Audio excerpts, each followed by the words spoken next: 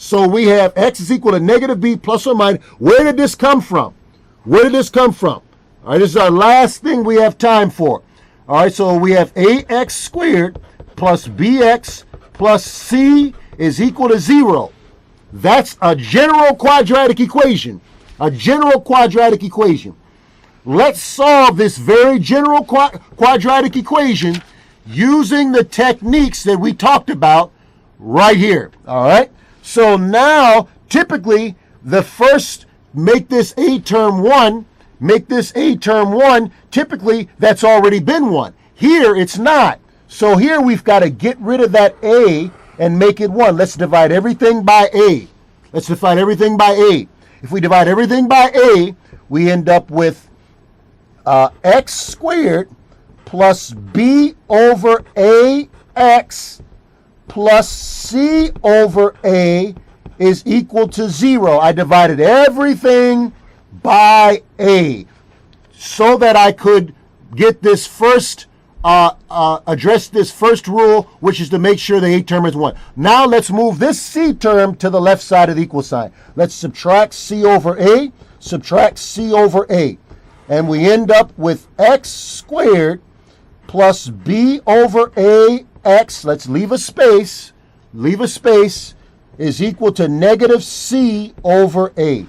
Now I'm on step 3. Take half the b term. The way you take half of anything is to multiply it by half. I'm going to take half this term here.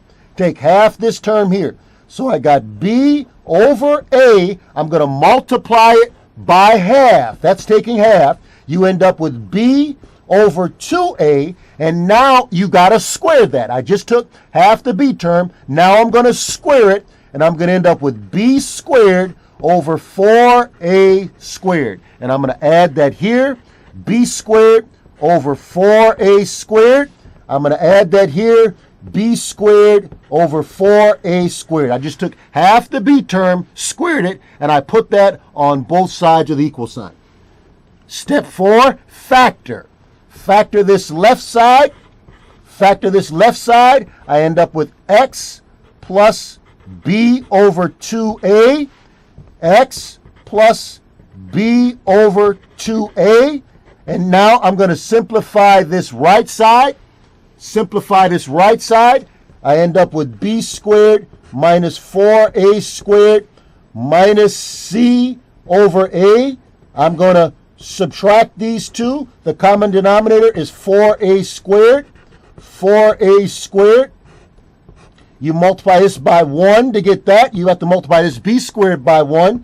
You get b squared. Multiply this a by 4a. I have to multiply this top by 4a. I get 4ac.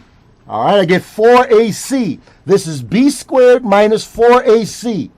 I get b squared minus 4ac all over the denominator of 4a squared.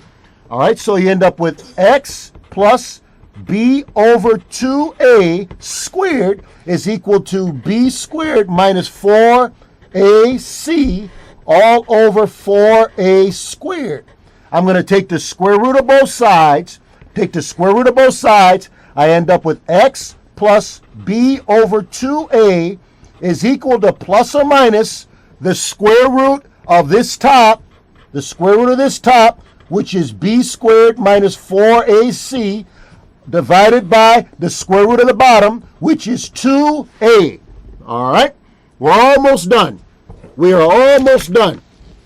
Let's subtract the b minus 2a on both sides. If you do that, you end up with x is equal to negative b over 2a plus or minus the square root of b squared minus 4ac all over 2a.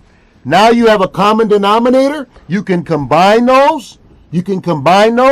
You end up with x is equal to negative b plus or minus the square root b squared minus 4ac all over 2a. And that is where the quadratic formula came from. That is where the quadratic formula came from. The thing that students, you'll discover is that a lot of times when you get into today's lesson was more for a junior or senior in high school. I'm sorry if people, I'm not trying to discourage anyone. If you're a younger person and you normally watch the show, I'm not trying to discourage you. I wanted to present problems maybe for a junior or senior in high school. You find a lot of times when you go to the colleges, the professor will show you where something came from first. They'll show you where it came from first, and then they'll ask you to apply it. So we hope that you got something out of the show. Again, call in, and future shows, call in and just call in. Have a good evening. We don't have any more time. God bless you.